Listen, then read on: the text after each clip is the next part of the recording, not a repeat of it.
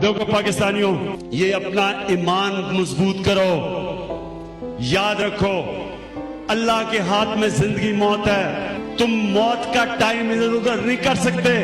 ये खौफ खत्म कर दो मौत का।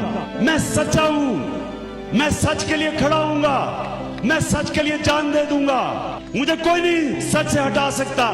ये है हमारा ईमान, और ये एक छोटे से इंसान को बड़ा इंसान बना देता है। इस ईमान पे मैं चलता हूं, इसलिए तो इन सारों के खिलाफ खड़ा हूं, सारे वक्त के फिरौनों के सामने खड़ा हुआ हूं। मेरा नस्बुल ऐन है, इय्याक नअबुदु व इय्याक नस्तईन। अल्लाह तेरी इबादत करता हूं, तेरे से मदद मांगता हूं। जिहाद क्यों अल्लाह ने हमारे पे फर्ज किया है? क्योंकि अल्लाह कहता है जब तुम जुल्म और नाइंसाफी देखो तो तुम्हारे पे फर्ज है इंसानों कि उसका मुकाबला करो, उसके सामने खड़े हो, जालिम का मुकाबला करो।